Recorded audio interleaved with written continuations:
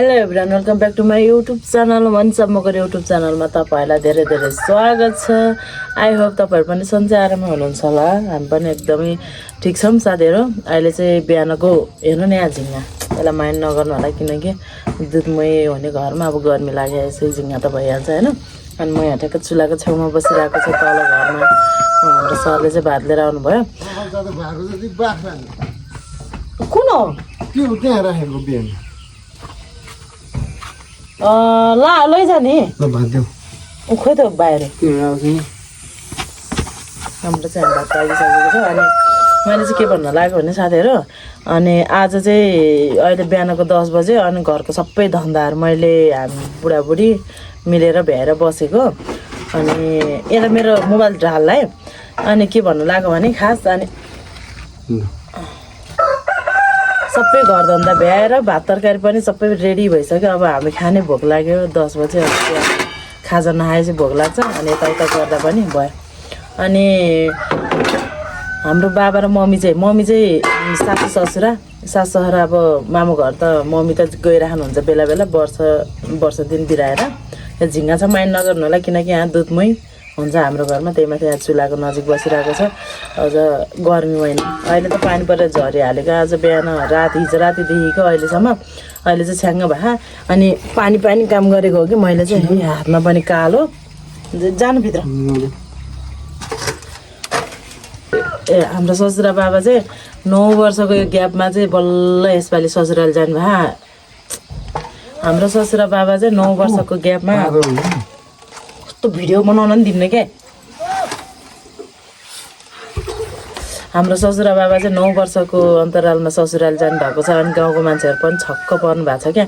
9 वर्षपछि ससुराली जाने भनेर पहिलो रेकर्ड भन्नुभयो। अनि बजारतिर पनि खासै जानुहुन्न किनकि घरमै बस्ने, काम पर्दा मात्र यसो मर्दा पर्दा मात्र हिँड्नु भएको छ हाम्रो बाबा चाहिँ। अनि त्यही भएर म आएपछि अनि घर परिवार सबैजनाले फकाएर अनि मैले पनि भनेर बाबालाई चाहिँ ससुराली पठाएको साथीहरू। अनि आज 2 दिन भयो, 3 दिन भोलि आउनुहुन्छ अरे। देशी गन तातो नि हालेर खानु क्या। अनि के भयो भने साथीहरू, हिजो बेलुका चाहिँ हाम्रो बाबा मम्मीहरू हुनुहुन्न नि त, हामी 3 जना मात्र छ घरमा चाहिँ, देवर अनि हाम्रो सर अनि म। अनि 3 जना। अनि मलाई चाहिँ एकदमै म मान्छे ठुलो भयो पनि मन एकदमै सानो खालको क्या, एकदमै डरपोक खालको। बेलुका भएपछि उता हुँदा पनि घर माइतमा हुँदा नि अब भाँडा माझ्दा पनि धारामा माझ्दा फुत्त दौडिहाल्ने। अनि पिसाबहरू लाग्यो भने पनि बाहिर निस्किन नसक्ने कि मम्मीलाई उठाउने, त्यस्तो गर्छ कि साथीहरू। आमा कति रिस उठ्ने हेर्नु नि, भात हालेर खाइ भ्यो कि भिडियो बनाउन नि नपाउँदै। नि त्यो म्याट माथिको झार्नु न। अनि के भन्छ अरे डराउने म बेसरी। अनि बिस्तारै धुलो उड्यो। अनि बाबा मम्मी जानुभयो नि त, बाबा मम्मी जानु भइसकेपछि जानु के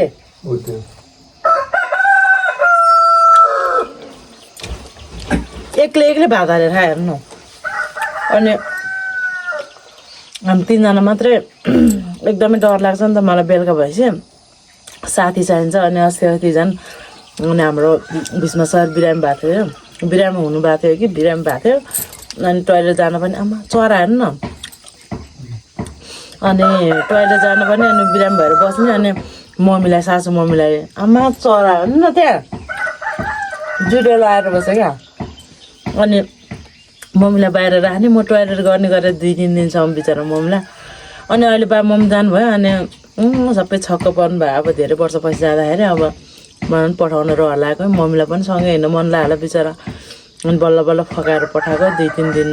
बसेर आउनुहुन्छ। अब भोलि आज आउनुहुन्छ होला भनेको आउनु भएन। आज दुधु आमाले पनि आज 1 दिन बस्छ, भोलि त तिमीहरूले राख भने पनि राख्दैन भन्नुभएको छ। अनि हिजोको के भयो भने अब के भनौँ, त्यो अब बाबा मम्मी नभएको बेलामा चोर पस्यो भने चोर हो कि के हो नै। हिजो बेलुकाको घटना जस्तै मलाई त एकदमै डर लाग्यो साथीहरू। हिजो बेलुका पनि भात नपकाएर माथि पसल बसेँ, तल आउन पनि सकेन। पछि लुगा समातेर हिँडेको म। अब यहाँ तल गहिरामा छ हाम्रो चाहिँ, पुछारमा भयो पारी पनि घर छ, तर यो चाहिँ हाम्रो गहिरा।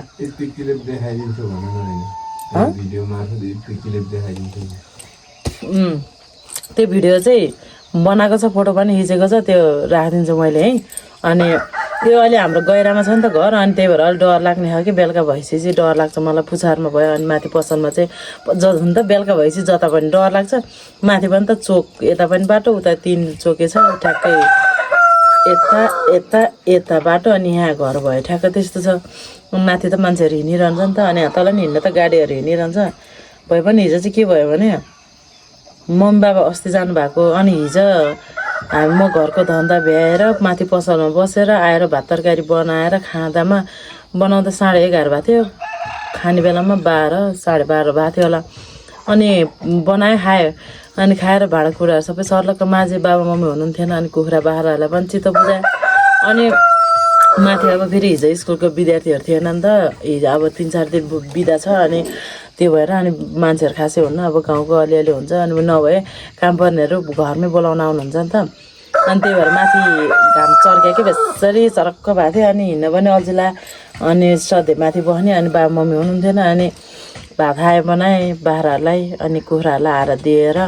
अनि हाम्रो सर पनि म पनि एउटा म्याट ओछ्याएर पुङलुङ्ग पल्टेँ क्या ढोका पनि ढ्याप्पै लाएन यस्तो गरेर मात्र यो ढोकालाई यस्तो गरेर राख्यो अनि मोबाइल हेऱ्यो एकछिन सुत्यो आधी घन्टा चाहिँ निदा हाल्यो अनि पछि एउटा आमा आउनुभयो पसल सामान चाहिएर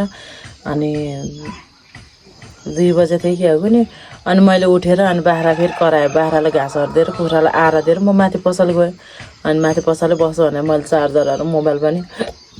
भीष्मलाई यहीँ छोडेर गएको भीष्म तपाईँ त कति 1-1.5 घन्टा पछि गएको है म गएपछि मोबाइल हेर्दै पछि त्यहाँ माथि गाउँको मान्छेहरूले नि यसो ऐना हेर्नु यतातिर चाहिँ ऐना हेर्छ कि बेला न कि बेला बुझ्नुहुन्छ होला तपाईँहरूले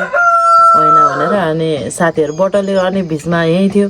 अनि म गएँ 1-1.5 घन्टा पछि आएको भीष्म उठेर अनि माथि पसलमै बसेँ म आन्टी आएर गफ गर्नुभयो त्यही आमाहरू आउनुभयो अनि पसल बेलुकातिर अब एकैचोटि गोबर घसोटा गर्नु भनेर आउँछु भनेर अनि माथि बस्यो अनि त्यसपछि गफ गरेर बस्यो आन्टीलाई खाजा बनाइदिएँ मैले नि खाएँ अनि पछि तपाईँ 5 बजीतिर है 5 बजीतिर 5 बजीतिर मैले फेरि चार्जर बोकेर गएको थिएँ क्या भीष्मको पनि चार्जर बोकेर पसलमै लगाइरहेको थिएँ अनि मेरो पनि अनि त्यहाँ मलाई नसोधिकन किन गयो भने नबोलिकन तल चार्जर लिएर जानु खोजेको रहेछ चार्जर मैले अगाडि लगिसकेको थिएँ अनि चार्जर लगाएर राखेको अनि पछि आएर खोजेँ अनि भेटेन चाहिँ अनि पछि बल्ल गएर खोइ चार्जर मैले ल्याएँ भने पसलमै मोबाइल छोडेर चार्ज गरेँ अनि आफू गयो कि उता मामाहरूसँग अङ्कलहरूसँग जानुभयो आफू जानुभयो कि त्यहाँ अङ्कल मामाहरूसँग अनि त्यही बेलामा यादै गरेन अनि म पनि माथिको माथि अनि बोलाएको सुनेन अनि मलाई रिसुटी अब कान्छा बोल्थेन मम्मी बाबा हुनुहुन्न अनि म एक्लै अनि पसलमा बस्न आउनु भन्दा नि होइन अनि तल घरमा आउनु भन्दा नि होइन अनि मैले छोडेर आएँ पिरो छ त्यस्तो राख्छ कि अब अनि म कति 5, 5:30, 6 बज्न लाग्दासम्म हामी गफ गरेर बसेँ पसलमै अब पत्ता लागेन अब गाडी पनि आएन भनेर गाडी नआउन्जेल गएर गोबर घसोटा गर्छु अनि उज्याले पनि दुध दुन्छु भने अँध्यारो हुन लागिसकेको थियो अनि म त आएँ कि 5:30, 6 बजे 6 बजे आएँ बेलुका 5 बजे भीष्म आउँदासम्म केही पनि भएन अनि 6 बजे 5:30, 6:30, 5:30, 6 बज्न लाग्दा म आएँ अनि म आएर भित्र नपसिकन कि फेरि यो घरमा चाहिँ मैले कस्तो भने तल माथि गर्नुपर्ने मान्छे नभए पनि अनि यहाँनिर कुखुराहरू हुन्छ नि त अनि हावै गर्न आउने अनि त्यही भएर मम्मी बाबा हुँदाखेरि चाबी नलाउने अनि चुकल मात्र लाएर गएको अनि म आएर झिङ्गा पनि म आएर अनि पछाडि गएँ क्या डाइरेक्ट मैले ढोका पनि खोलेन अनि पछाडि गएँ चुकल लाएर मात्र गएको अनि फेरि बाटैमा हो नि त हाम्रो अनि पछाडि गएर गोबर घसोटा पहिला घाँस दियो अनि एकछिन हान्जेल त्यहीँ बस्यो अनि गोबर घसोटा गऱ्यो त्यसो सबै काम सका 1-1.5 घन्टा लाग्छ सफा गर्नलाई अनि बढाल्न यताउता गर्नलाई अनि त्यो गरिसकेर अनि दुध दुन्छ अब माथि जान्छ साउ आएन भने त्यो रिसुर्दै गरेँ अनि दुध दुन बाल्टिन त यहाँ लिन आउनुपर्छ नि त अनि दुध दुन बाल्टिन लिन आउँछु भनेर अनि आएको ठ्याक्क अब हाम्रो यहाँ इँटा राख्नुपर्छ क्या यो ढोकामा चाहिँ इँटाले अडाउँछ हामीले अनि यहाँनिर त अब चिल्लो सफा त्यो केही पनि थिएन क्या हामी हुँदासम्म बेलुका 5 बजीसम्म पनि 5:30 बजीसम्म नि अनि आएर ढोका फेरि म त्यो इँटाले अडाउनु पर्ने भएर सिधै घोप्टेँ क्या अब ढ्याक्क अडिन्न ढकल्दाखेरि अनि त्यो चुकल खोलेर सिधै यसरी घोप्टेर इँटा यस्तो गरेर हाल्न खोज्छु त ठ्याक्क मेरो आँखा त त्यहाँ पाइतालामा दियो क्या त्यो यता यो बाटोदेखिको यहाँ हाम्रो चुला यहीँ छ अनि यो बाटो पुरै यस्तो खाली छ एकैचोटि यहाँनिर मात्र अहिले देखाउँछु तपाईँहरूलाई यहाँनिर मात्र 10-11वटा पाइला क्या छप छप छप परेको यस्तो मात्र घुमेको छ अनि 10-11 पाइला बाहिर निस्केको पनि छैन कि डाम अनि भित्र पनि भित्र चारतिर पनि छैन अब त्यो खरानी पनि होइन खरानी भने चुला फेरि जस्तो हामीले राखेको त्यस्तै छ दाउराहरू पनि अनि त्यो यता आमा झन् तर्साउनु गराएको कि यस्तो मैले आइहाल्छु क्या एक्लै हाइवे हेर्नु न यस्तो हाम ताते छ अनि त्यसपछि छपक है म त अनि त्यो आँखा माझ ल्याउनु आँखा पर्ने बित्तिकै यस्तो गरेर घोप्टोबाट आँखा पर्ने बित्तिकै त झिरिङ्ग भएर ज्यान फुल्यो क्या अनि पहिला बाबाले नि यस्तो भन्नुहुन्थ्यो कि अनि कहिले काहीँ खै त्यस्तै के हुन्थ्यो अरे अनि मलाई त ठ्याक्कै त्यो याद आयो क्या घोप्टिने बित्तिकै इँटासम्म भनेर ढोका च्याप्न भनेर घोप्टिँदाखेरि ठ्याक्कै पाइला त मेरो आँखामा यहीँनिर क्या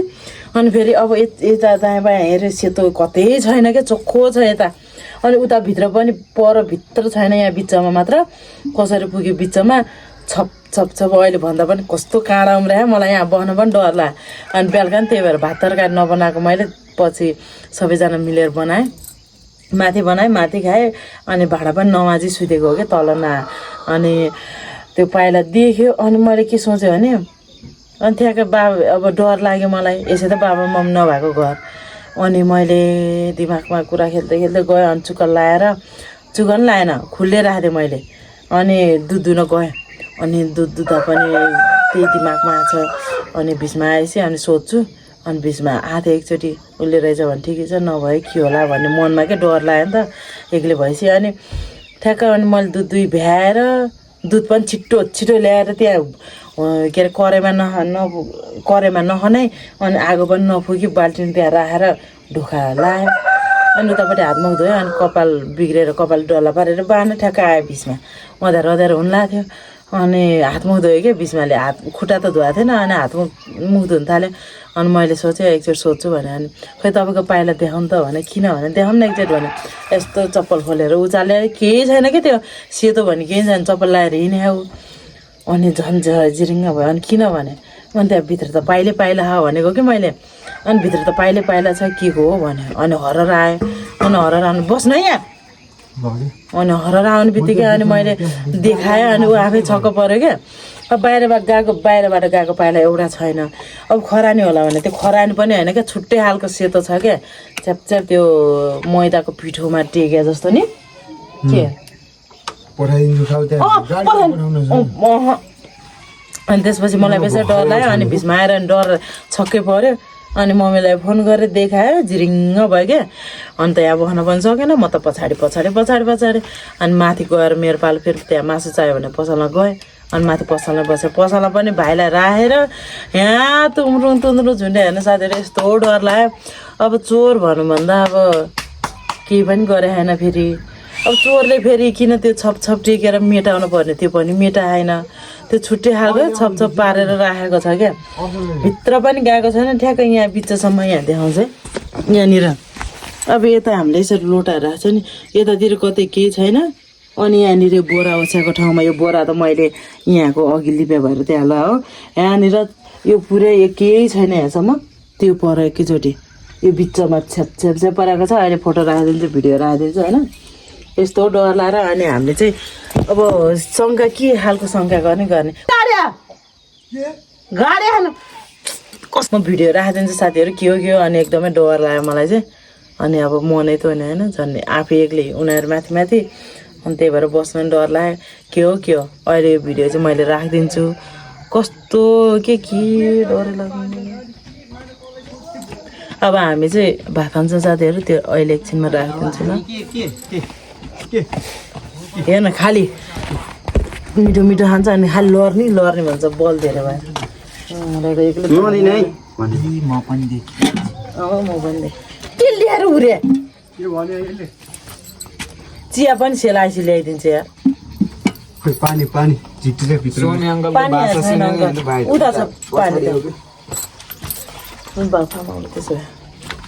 यो माथि राख्नु चिया पनि हेर्नु नि यहाँ